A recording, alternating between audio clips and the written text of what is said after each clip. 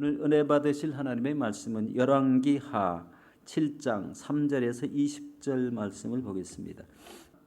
성문 어귀에 나병 환자 4사람이 있더니 그 친구에게 서로 말하되 우리가 어찌하여 여기 앉아서 죽기를 기다리랴.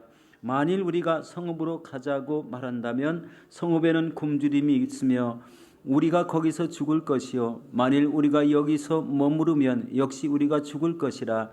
그런즉 우리가 가서 아람 군대에게 항복하자. 그들이 우리를 살려두면 살 것이요 우리를 죽이면 죽을 것이라 하고 아람 진으로 가려 하여 해질 무렵에 일어나 아람 진영 끝에 이르러서 본즉 그곳에 한 사람도 없으니 이는 주께서 아람 군대로 병거 소리와 말 소리와 큰 군대의 소리로 듣게 하셨으므로 아람 사람이 서로 말하기를 이스라엘 왕이 우리를 치려하여 헷 사람의 왕들과 애굽 왕들에게 값을 주고 그들을 우리에게 오게 하였다 하고 해짓 무렵에 일어나서 도망하되 그 장막과 말과 나귀를 버리고 진영을 그대로 두고 목숨을 위하여 도망하였음이라. 그 나병 환자들이 진영 끝에 이르자 한 장막에 들어가서 먹고 마시고 거기서 은과 금과 의복을 가지고 가서 감추고 다시 와서 다른 장막에 들어가 거기서도 가지고 가서 감추니라. 나병 환자들이 그 친구에게 서로 말하되 우리가 이렇게 해서는 아니 되겠도다. 오늘은 아름다운 소식이 있는 날이거늘 우리가 침묵하고 있도다. 만일 우리가 이제 떠나 왕궁에 가서 알리자 하고 가서 성읍 문지기를 불러 그들에게 말하여 이르되 우리가 아람 진에 이르러서 보니 거기에 한 사람도 없고 사람의 소리도 없고 오직 말과 나귀만 메어 있고 장막들이 그대로 있더이다 하는지라.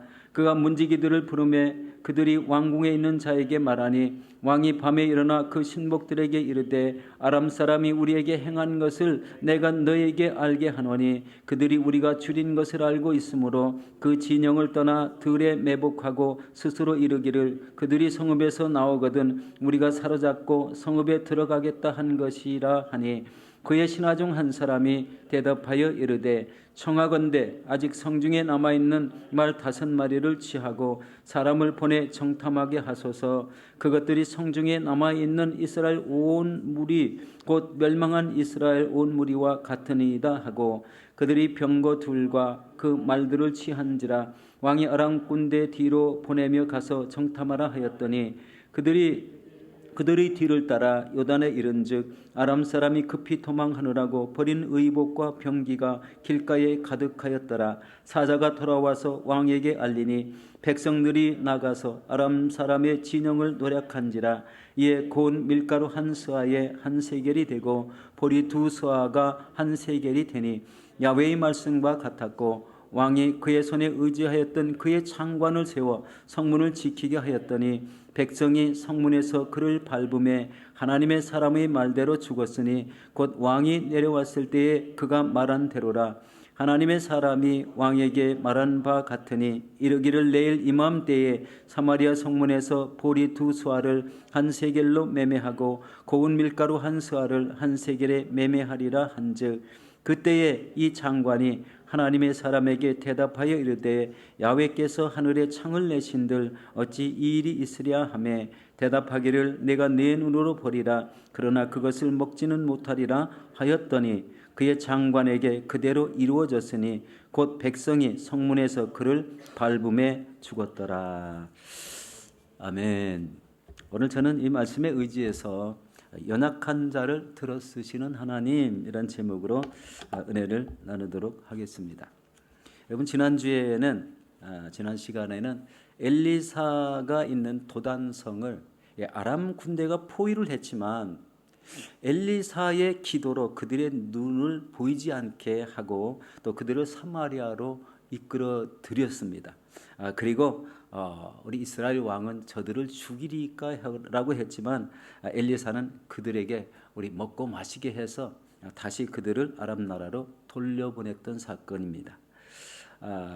그런데 이제 그 뒤를 이어서 오늘은 아람 왕 베나닷이 그의 온 군대를 모아서 다시 사마리아 성을 에워싸는 그런 모습이 등장하고 있습니다. 오늘 사실 본문 앞에 우리 이제 6장 24절부터 이 내용이 연결이 됩니다. 너무 본문이 길어서 우리 봉독하진 않았지만 우리 말씀으로 한번 살펴보도록 하겠습니다. 여러분, 이 거대한 나라가 조그만 나라를 쳐들어와서 그 왕이 사는 한 궁을 갖다가 이렇게 겹겹이 포위를 했어요. 그럼 궁에 사는 사람들은요, 거기를 출입을 하지 못하니까 자꾸 날이 지나면 날이 지날수록 어떤 현상이 생길까요? 먹을 것이 떨어지게 됩니다. 굶주림이 심하다는 말씀이죠. 먹을 것이 없어서 사람이 바로 어떤 모습으로 변하는가를 여기에서 나와 있습니다. 이때 거래되는 음식이 나귀 머리 하나에 은 80세겔이요 비둘기 똥이라고 이렇게 얘기했어요. 4분의 1 값이 은 5세겔이었다고 이렇게 말합니다. 먹을 것이 너무 없으니까 여러분 이것을 우리 내용을 찾아보니까요. 은 한 세겔은 은 11.4g이 한 세겔인데요. 일반 노동자가 4일치 임금을 말합니다. 그런데 여기 나귀 머리 하나에 80세겔이라고 했어요. 그러면은요. 4를 우리 80에 곱하면은요. 320일을 한 노동자가 일을 해야 나귀 머리 하나를 샀다는 거예요. 여러분 나귀 머리를 보면은요. 뼈만 있고 눈만 있고 먹을 게 하나도 없는데 320일을 일해야 그것을 하나 살 수 있다니까요. 음식이 얼마나 귀한지를 여기서 보게 됩니다.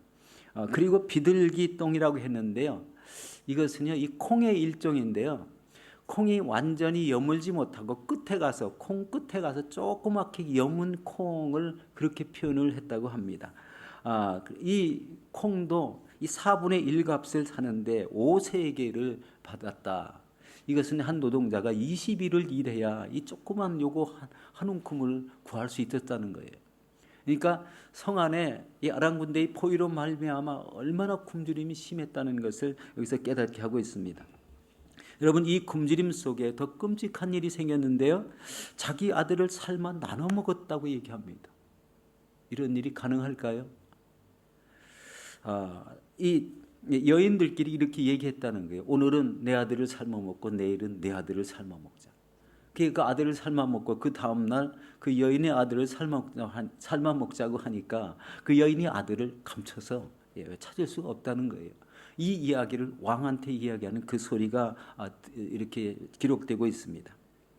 여러분 왕이 그 소리를 듣자마자 자기 옷을 찢었다고 이렇게 표현하고 있습니다. 이같이 식량난이 얼마나 극심한지 그 실상을 지금 말하고 있는 거예요. 전쟁이란 그렇게 무섭습니다. 그런데 여기서 중요한 것이 하나 있어요. 전달락에서는 엘리사는 아람 나라 군대의 움직임을 왕에게 말해서 아람 군대가 쳐들어올 것을 미리 방비해 주었는데 지금 이번 전쟁에는요. 엘리사가 아무런 말을 하지 않고 있다는 거예요. 좀 특이하죠? 이스라엘 왕은 이런 면에서 엘리사에 대해서 화가 났는지 엘리사에 대한 악한 말을 서슴지 않고 쏟아냅니다. 우리 열왕기하 6장 31절 말씀입니다. 왕이 이르되 사밧의 아들 엘리사의 머리가 오늘 그 몸에 붙어 있으면 하나님이 내게 벌 위에 벌을 내리실지로다. 이렇게 얘기했습니다. 이에 대한 엘리사의 반응도 말이 순전하지는 않았어요. 이 열왕기하 6장 32절에 이렇게 말합니다. 그때 엘리사가 그의 집에 앉아있고 장로들이 그와 함께 앉아있는데 왕이 자기 처소에서 사람을 보냈더니 사자가 이르기 전에 엘리사가 장로들에게 이르되 너희는 이 살인한 자의 아들이 내 머리를 베려고 사람을 보내는 것을 보느냐? 너희는 보다가 사자가 오거든 문을 닫고 문 안에 들이지 말라. 그의 주인의 발소리가 그 뒤에서 나지 아니하느냐? 라고 이렇게 얘기를 했어요. 여기서 좀 무서운 말이 하나 있죠. 너희는 이 살인한 자의 아들이라고 표현했어요.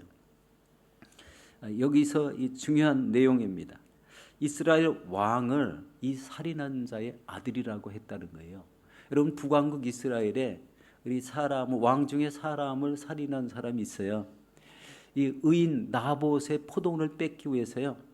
술을 써가지고 그 의인을 죽인 사건이에요. 그렇다면은 지금 이스라엘 왕은요 아합 왕의 그 그 아들일 확률이 많다는 거예요. 그러면 전에 엘리사가 아람 군대를 이렇게 먹여서 보낸 그 시절은요, 그 아합 왕 이전에 이스라엘 왕이라는 것을 알 수가 있습니다.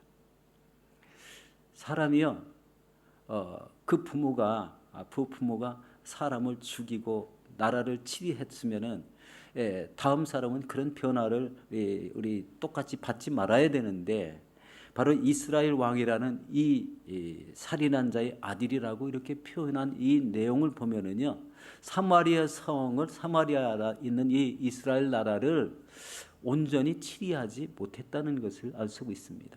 특별히 하나님의 말씀으로 치리하는 것은 다 없어지고 오로지 사람들을 죽이고, 그리고 하나님의 말씀이 없는 이런 삶을 살게 했다는 거예요. 그래서 엘리사가 전혀 그 사람이 왕이 된 나라에 대해서 별로 유익이 되는 행동을 전혀 하지 않고 있는 것을 여기서 보고 있다는 겁니다. 이것이 바로 이 엘리사가 이스라엘에 이 큰 굶주림이 있어도 아무 반응이 없었던 하나의 동기가 됩니다.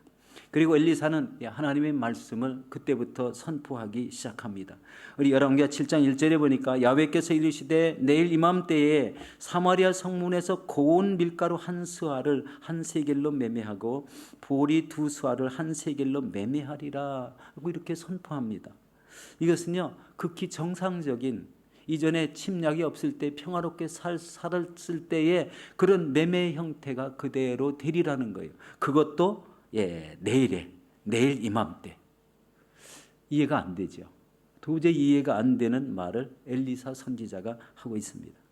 여러분, 하나님의 사람 엘리사는요, 내일 이맘때는 모든 것이 정상으로 돌아간다, 이제 굶주리는 것은 다 끝이 난다, 이런 선포를 하고 있는 겁니다.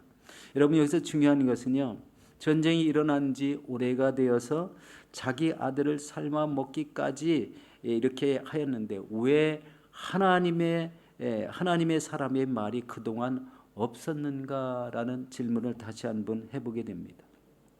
그것은 바로 왕이 걱정 근심하며 왕궁을 순찰도 했고 성안의 여인과 이렇게 심각한 대화도 했고 또 심한 굶주림으로 근심 걱정을 했지만 정작 이스라엘 나라 구원의 열쇠를 가진 하나님의 사람 엘리사에게 나와서 하나님께 탄원하지 않았다는 겁니다. 왕의 높음을 엘리사 하나님의 사람보다 높은 위치에 놓고, 그리고 자신은 하나님의 사람과는 관계없이 살았다는 것이 이 말씀의 요지잖아요. 엘리사를 통해서 일하시는 하나님께 믿음으로 나오지 않았다는 거예요. 기도하지 않았다는 겁니다. 하나님의 말씀을 선포하고 백성들에게 이렇게 지키라고 우리 왕이 권면하지 않았다는 거예요. 그저 하나님 없이 살아온 이런 모습 속에 이스라엘 나라가 치유되고 있었다는 것입니다. 이것이 바로 사마리아 성을 아람 군대가 포위하게 하였고 그로 인해서 심한 궁핍이 일어나게 했다는 것입니다. 한 나라의 왕이 그만큼 중요한 위치를 차지하고 있었는데 왕으로 인해서 이 하나님의 말씀에 변화된 것은 하나도 없고 믿음을 가진 역사가 하나도 없고 모두 다 우상 숭배를 하고 하나님께서 멀리 떠나는 이런 치리를 했다는 것입니다. 여기서 중요한 것은 우리 신앙을 우리도 한번 살펴볼 필요가 있습니다. 어떤 일이 일어났을 때 하나님께 의지하고 하나님께 묻고 하나님의 뜻이 무엇인지 기도하며 살아가는 방법이 나에게도 있는가라는 거예요. 이 중요하지 않습니까? 하나님의 사람인데요. 세상에 뭐가 갑자기 일어나면요, 하나님을 찾는 것은 저만치 뒤로 하고 그것을 한참 해결하고 나서 내가 하나님 앞에 기도하지 않았네, 이렇게 되는 우리 심령들이 간혹 있을지 모르겠습니다. 하나님 믿음 안에서 살아가는 방법이요, 바로 즉시 내가 어려움을 겪을 때, 내 주변에 무슨 일이 일어날 때 이 하나님의 말씀을 붙잡고 하나님 앞에 간구하며 살아야 된다는 거예요. 그게 하나님의 사람이 가져야 될 신앙 자세입니다. 요즘은 하도 지식이 발달해서요, 전부 다 손에 든 핸드폰 아니면 인터넷을 딱딱 쳐가지고 이것은 이거구나라고 이렇게 찾으면서 우리 살아가는 사람이 많이 늘고 있다는 거예요. 무시할 수가 없습니다. 그런데 하나님 앞에 직접 앉아서 기도하고 하나님이 주시는 말씀을 들으며 그대로 살아가려고 하는 사람이 얼마나 될까. 물론 우리 교인 성도들은 많이 그렇게 할 줄로 믿습니다. 아멘. 왜 웃으면서 또 아멘 하세요? 네. 이 살아가는 시대가 바로 이렇게 변하고 있다. 시대의 변화에 따라 움직이는 게 아니라 하나님의 말씀과 그분께 기도하며 하나님이 주시는 인도함을 따라 살으라는 그런 말씀입니다. 여러분, 이것이 바로 믿음의 사람들이 살아가는 방법입니다. 이 시대가 아무리 발전하고 아무리 문명이 발전해도 하나님의 말씀은 1.1핵도 변함이 없기 때문에 하나님의 말씀과 하나님 앞에 기도하며 엎드리며 인도함을 받는 삶이 우리의 인생을 승리하는 비결이 된다는 거예요. 그런데 왕이 보낸 장관은요, 아주 불신앙적인 이런 말을 하는 것을 봅니다. 우리 열왕기하 7장 2절입니다. 함께 보겠습니다. 그때 왕이 그의 손에 의지하는 자 곧 한 장관이 하나님의 사람에게 대답하여 이르되 야훼께서 하늘에 창을 내신들 어찌 이런 일이 있으리요 하더라. 엘리사가 이르되 내가 내 눈으로 보리라 그러나 그것을 먹지는 못하리라 라고 이렇게 선포합니다. 이 말씀에 대한 응답은 이제 뒤에 16절 17 이하에 나오고 있습니다. 여러분, 이스라엘을 구원하기 위해서 그렇다면 하나님은 어떤 조치를 취했을까요? 오늘 이제 읽은 본문의 이 이야기가 전개됩니다. 우리 3절 4절에 있는 내용들입니다. 바로 이 내용도 바로 이렇습니다. 그들은 성문 어귀에 있는 4명의 나병 환자로 서로 의논하게 합니다. 우리가 어찌하여 여기 앉아서 죽기를 기다리랴. 성읍에도 굶주림이 있고 여기에 있으면 역시 죽을 것이라. 그런즉 우리가 아람 군대에 가서 항복하자. 그들이 우리를 살려주면 살 것이요 죽이면 죽을 것이라 말하고 해질 무렵에 아람 군대 진영을 향해서 4명의 나병 환자가 걸어가는 장면이 나옵니다. 하나님이요, 나병 환자의 걸음걸이에 놀라운 은혜를 주시는 것을 보게 됩니다. 여러분, 이 나병 환자는요, 같이 일반 사람들과 같이 살 수가 없습니다. 성에서도 분리되어서 밖에서도 살아가는 에리어를 정해주고 고기를 이탈하지 못하게 하는 게 그 당시에 나병 환자들이 사는 방법이었어요. 그러면 그들이 몸에 지닌 게 뭐가 있을까요? 여러분, 밥을 먹으려면 아마 깡통 같은 게 이렇게 있어야 될 것 같았어요. 그리고 이 식사하려면은 뭐 이렇게 수푼 같은 게 뭐가 좀 있어야 되지 않았을까요?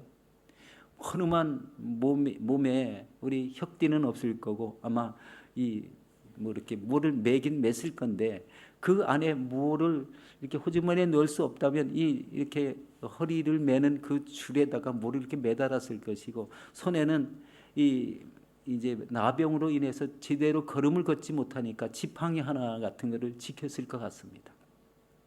그런데요, 바로 이 나병 환자들의 이 몸에 붙어 있는 것이요, 지금 아람 진영을 향해서 이판사판 여기 가서 죽고 저기 가서 죽으니까 차라리 그들이 가서 항복하고 먹기나 실컷 하자, 이런 심령으로 이제 나병 환자 4명이 아람 진영을 향해서 걸어가잖아요.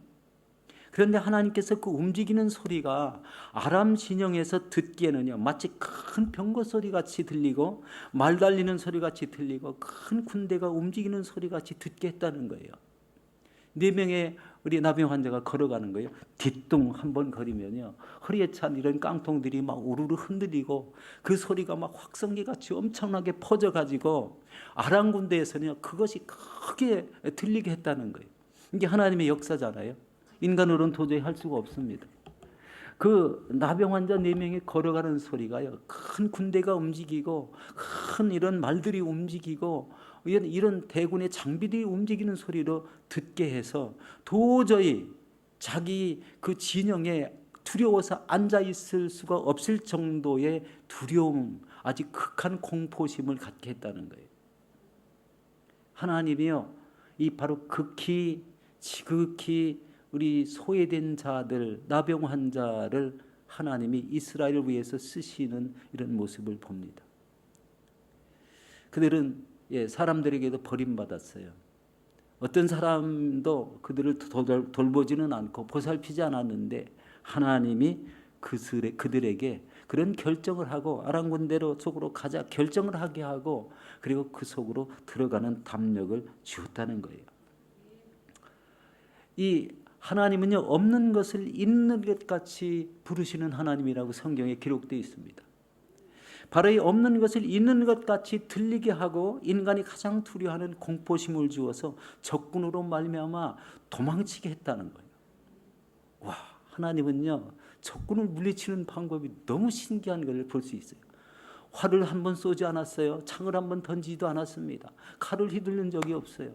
그런데 쳐들어온 아랑군대가 순식간에 모든 것을 다 놔두고 몸만 신속하게 빠지게끔 심한 공포를 갖게 했다는 거예요. 이게 하나님의 방법이었어요. 그러면은 이 방법이요, 그냥 그렇게 됐을까요? 아마 엘리사가, 이 하나님의 사람이 이 나병 환자들의 그런 마음을 주고 아람 진영으로 가게끔 하나님께 간구하지 않았을까? 저는 이렇게 한번 생각을 해봤어요. 그것이 하나님의 사람으로서 해야 될 가장 좋은 방법임을 깨달았어요. 성 안에는요, 왕이 있지만 하나님을 전혀 모르고 하나님 없이 살아가는 왕이고 그 안에는 백성 모두가 하나님 없이 살아가는 백성이지만 밖에 격리되어 사는 이 나병들은 자기에게 누가 음식을 주면 누가 입을 옷을 주면 아마 이런 걱정을 했을 때 하나님이 그들을 긍휼히 여기시지 않았을까 이런 생각이 들었어요. 이 하나님이 보시는 눈입니다. 높은 지체라고 해서 하나님을 멸시하는 이런 행위들이 우리 있는 그 아합의 그 후손이 왕이 되었기 때문에 충분히 그럴 수 있다는 생각을 해보게 됩니다. 지금 이제 그 후 이제 모든 것을 다 도망치게 한 그 후에 어떤 일이 일어났는지 한번 살펴보도록 하겠습니다. 우리 7장 8절 이하에 보니까 이렇게 말합니다. 그들은 아람 진영 끝에 이르자 한 장막에 들어가서 먹고 마시고 거기서 은과 금과 의복을 가지고 가서 감추고 다른 장막에 들어가 감추는 행동을 먼저 합니다. 야, 이게 인간의 본성이 이제 그대로 살아났어요. 없을 때는 그런 걸 몰랐는데 뭐가 풍족하게 보이니까 자기 것이라고 막 이리저리 감추는 모습이죠. 그러다가 이 네 사람이 깨닫기 시작했어요. 그러다가 4명 환자가 서로 말하되 이 사실을 왕궁에 가서 알리자라고 제안합니다. 그리고 그들이 가서 성문 문지기에 말하니까 성문 문지기는 왕궁에 있는 문지기에게 말하고 그리고 왕에게도 말해서 말탄 자들을 우리 보내가지고 아람 군대 진영을 살펴보아 정탐하고 오라고 합니다. 정탐하고 보니까요, 사람은 하나도 아람 군대는 하나도 없는데 그들이 장막을 쳤던 것, 간에 있던 모든 내용들은 다 그대로 있는 것을 확인하고 이 왕에게 보고합니다. 그러니까 성문이 활짝 열리고 사마리아 성에 있는 모든 사람들이 아람 진영에 가서 있는 대로 모두 다 가져오게 됩니다. 그게 이 하나님이 굶주린 백성을 살리는 귀한 방법이 되었습니다. 이 사마리아에 있는 이 모든 백성이 바로 이렇게 모든 진영에 가서 가져온 것들을 여기서 나누는 모습들이 나오죠. 우리 16절 17절 말씀입니다. 백성들이 나가서 아람 사람의 진영을 노략한지라 이에 고운 밀가루 한 서아에 한 세겔이 되고 보리 2서아에 한 세겔이 되니 야훼의 말씀과 같이 되었고 왕이 그의 손에 의지하였던 그의 장관을 세워 성문을 지키게 하였더니 백성이 성문에서 그를 밟음에 하나님의 사람의 말대로 죽었으니 곧 왕이 내려왔을 때 그가 말한 대로 되니라. 당시에는 하나님께서 치리하시는 방법이요, 하나님의 사람을 세워서 그 하나님이 세운 사람에게 말을 하고 그 사람이 모든 이스라엘 백성들에게 말씀을 선포하는 그런 모습을 택했습니다. 그런데 우리 엘리사도 즉시 아마 이 이스라엘을 쳐들어온 아람 군대에게 하나님의 말씀을 선포하고 즉시 이렇게 흩어지게 할 수 있는 여건은 다 갖출 수 있었는데 있었는데 그렇게 하지 않은 것, 여러분 말씀을 드렸어요. 하나님을 의지하지 않는 이스라엘 왕을 깨우치기 위해서, 네가 범죄했기 때문에 이 사마리아 성이 이렇게 굶주렸다는 것을 알게 하기 위해서 그렇게 했다는 것입니다. 우리가 살아가는 이 방법 서두에도 말씀을 드렸지만 하나님을 믿는 것 같은데 실상은요, 하나님 없이 살아가는 사람들이 의외로 많다는 겁니다. 자기 삶 속에요, 아침에 첫 시간에 일어나서 하나님 앞에 엎드리는 분들, 우리 교회 보면은요, 전부 다 어르신들이 여기 나와요. 그런데요, 그 숫자가 이렇게 점점점 줄어들어갑니다. 걱정이 되지 않습니까? 이 믿음의 대를 과연 누가 이어나갈 것인가, 이런 생각도 해보게 되죠. 사실은 맘만 먹으면 얼마든지 할 수 있습니다. 그런데 새벽에 일어나지 않습니다. 그런 그 마음의 가짐이잖아요. 믿음의 자세입니다. 꼭 그렇게 해서 다 잘 된다는 이런 보장은 사실 없잖아요.